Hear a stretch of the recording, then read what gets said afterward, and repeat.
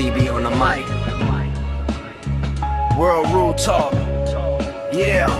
CB break it down, yeah, the host with the vision. From the classics to the new, every film get precision. Obscure reels hitting gems, yeah, we dig in the vault. Every frame get examined, every angle we talk. From the old school grain to the high def shine. Indie flicks to the hits, yeah, we cover all time. If it's cinema gold, then you know we gon' say, hit subscribe, tap in, let the critics all play. Yeah, film talk strong, never fading away. World Rule Talk forever and a day longer.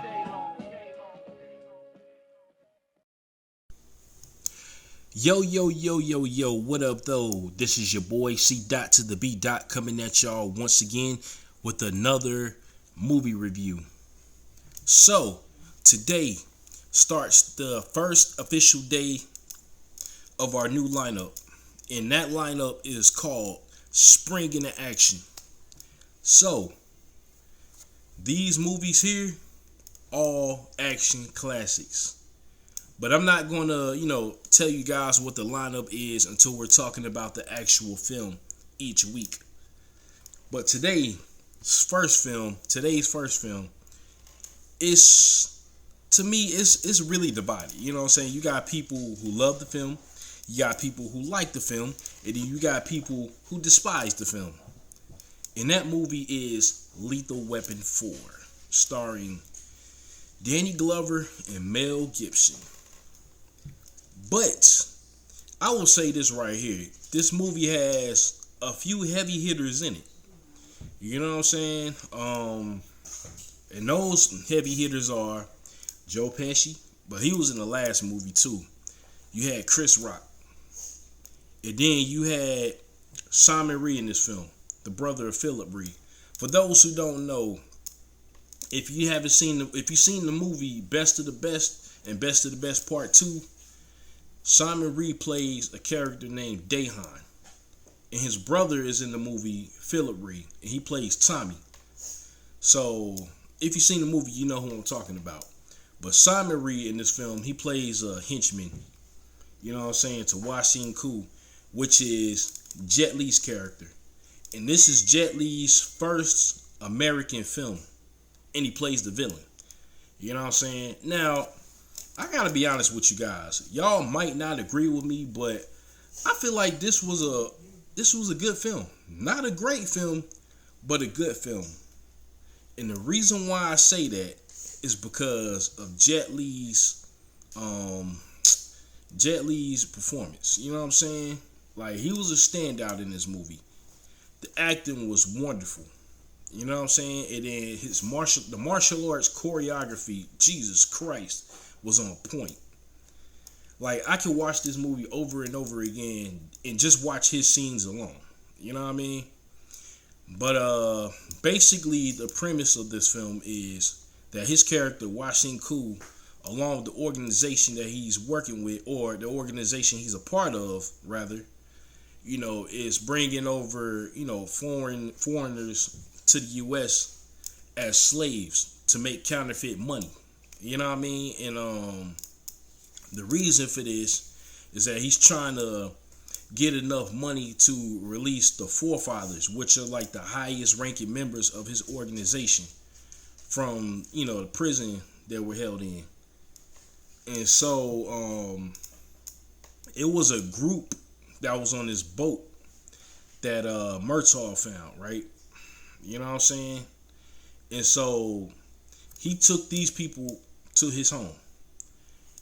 Now, the silliness of this movie, right? It comes in at the very beginning, because even when the film opens up, you see this guy, wearing like this armored suit or whatever, and he's shooting a flamethrower and he's spraying the Uzi, you know what I'm saying, or automatic. He just shooting, you know what I'm saying, just shooting for the hell of it throughout the city, you know what I'm saying, just shooting at stores and shit like that.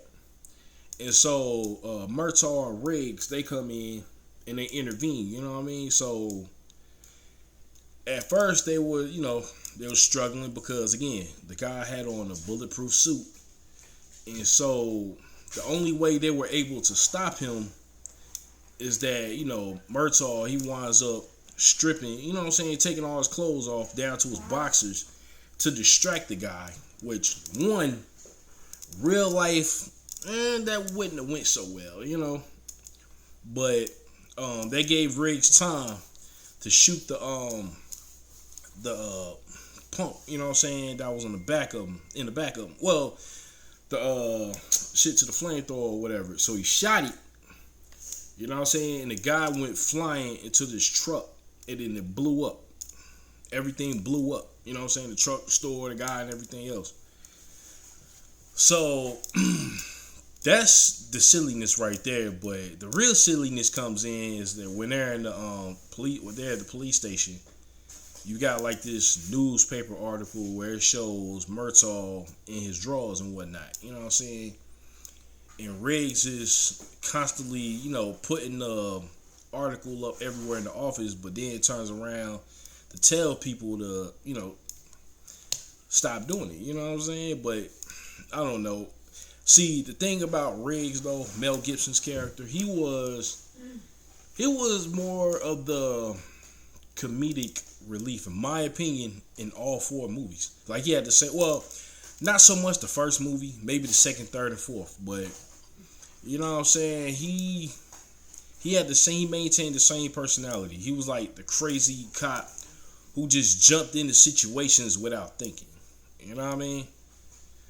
But anyway, I want to jump to the scene where, you know, Murtaugh and Riggs are on the way to Murtaugh's house, because this is where, you know, Washington Cool finds out that Murtaugh had these people hiding out in his house, because he needed these people basically, well, yeah, he needed that family basically to blackmail the guy, you know what I'm saying, one of the family members, his uncle, into finishing the operation, you know what I'm saying, the money counterfeiting or whatever, you know what I'm saying. And so he takes the people from the house. So when they get there, Riggs and Murtaugh, this is one of my favorite scenes in the movie. So, you know, when Murtaugh comes through the door, you know what I'm saying, he discovers that his family is being held hostage by Washington and his henchmen.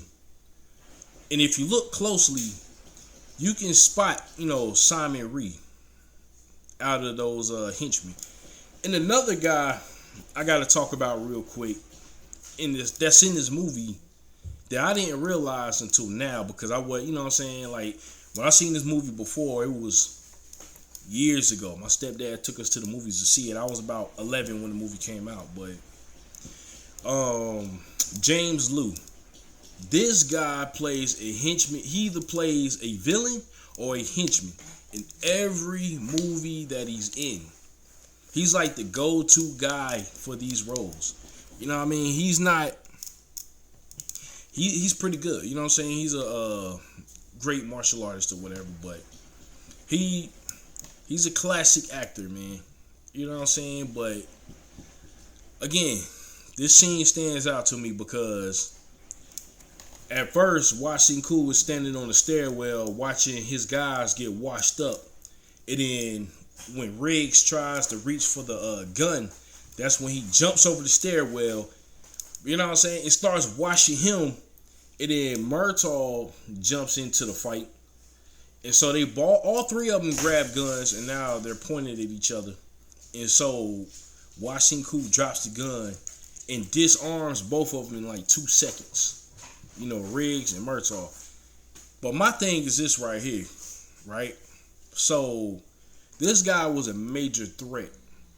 They gave him time to disarm him. They could have had him right there, but nah, they didn't. But anyway, they tie, you know, Washington Cool, he ties them up, and they set the house on fire. So he was basically going to leave them burning alive in the house. But there was also a little boy that was a part of that family that Murtaugh had hidden in his home. And so the little boy basically saved their lives. So if it wasn't for that kid, they would have fried in that house. But another over-the-top moment in this movie is that when it's the chase scene when they're chasing two of the henchmen, and it's like this mobile home or whatever on the back of this truck. And so I think it was Simon Reed, if I'm not mistaken, that Riggs pulls into the moving truck, you know what I'm saying, inside the little, I believe it was either a shed or a mobile home. I don't remember. Might have been a shed, you know what I'm saying, but they were fighting in there, you know what I'm saying. To me, that's like a comedic moment. You know what I mean? Like, it was over the top, and I felt like that part was a little unnecessary. You know what I'm saying? They could have done without that. You know what I mean? But again, overall, the movie was not bad.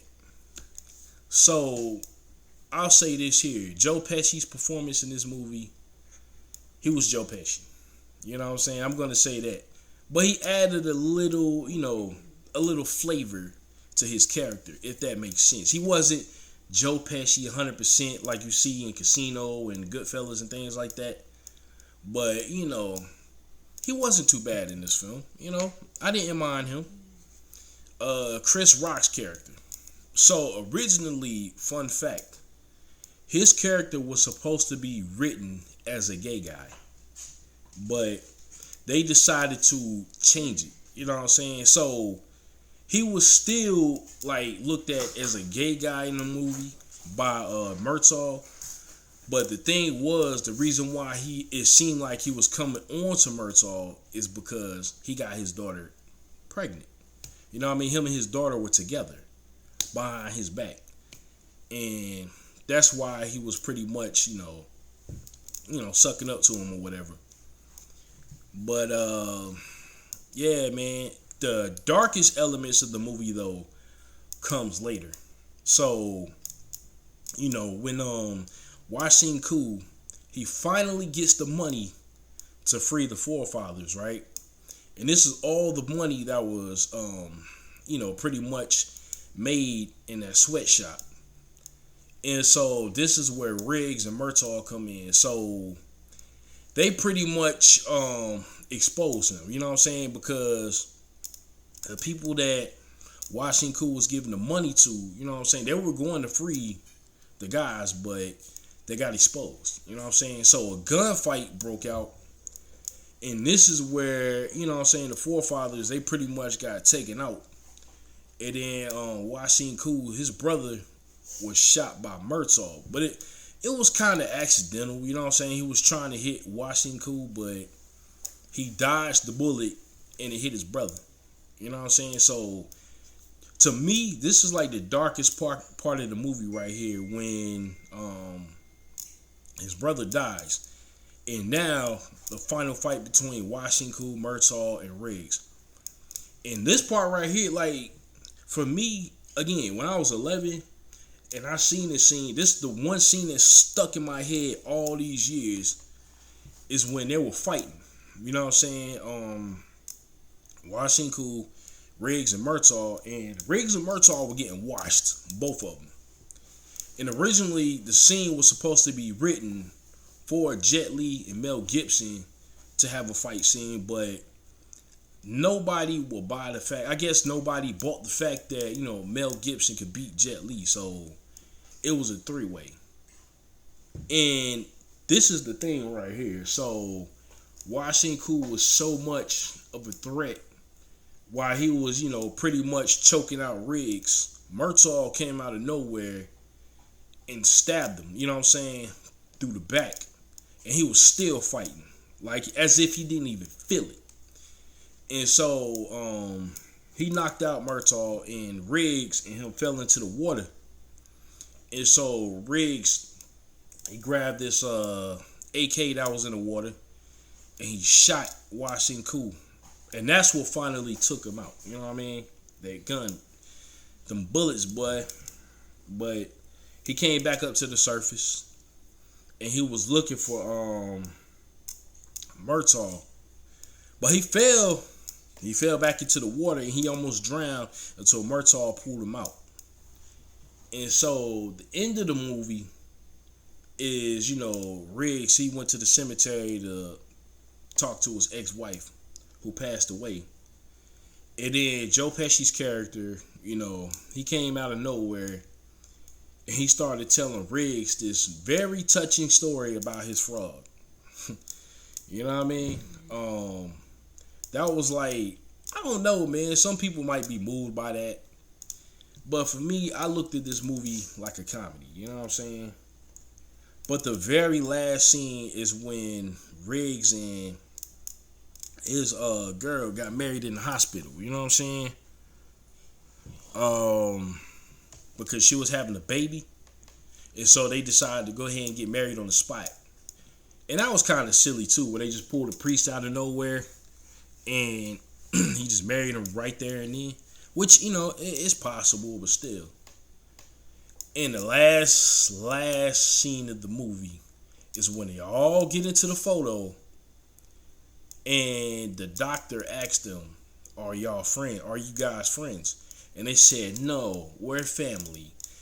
I can't even lie. I cringed so hard at that part. You know what I mean? I cringed so hard. I swear I look like a balled up piece of paper.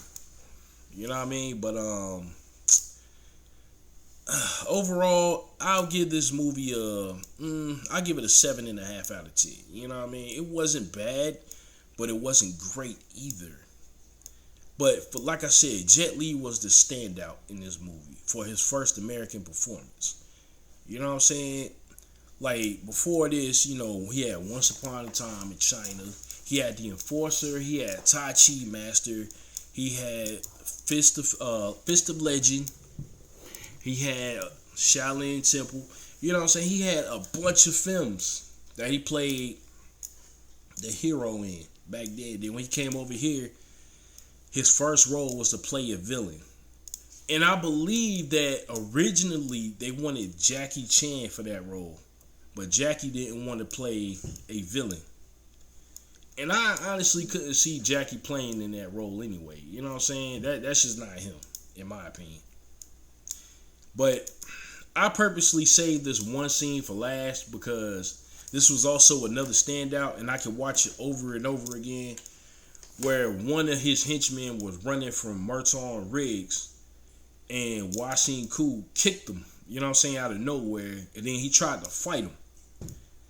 And so he grabbed him, twisted his wrist, you know what I'm saying, started beating up on him, and then he brought him to the ground and started choking him out with that little necklace he had, you know what I'm saying?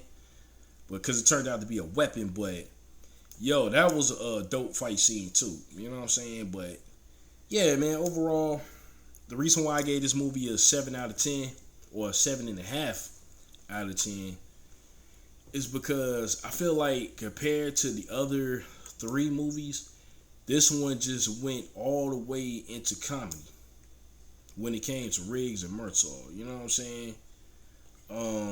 It was over the top. You know what I mean? Like, I felt like the stakes wasn't real when it came to certain things.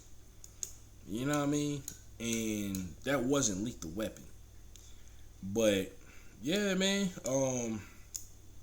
If you haven't seen it, just check it out. You know what I'm saying? I'm sure you can find it streaming somewhere. I'm sure. But again, Lethal Weapon 4, that's my review for it. And thank you guys for listening to me yap. You know what I'm saying? I don't have a script. Everything is off the top of their head. So that's why, I'm speaking the way I do up here. You know what I mean? Because I have to sit here and think about, scene after scene or the scenes that stand out to me. But anyway, thank you guys for listening. And I will be back here next Wednesday with another movie review. So y'all stay tuned. And I will talk to y'all later. Alright? Peace.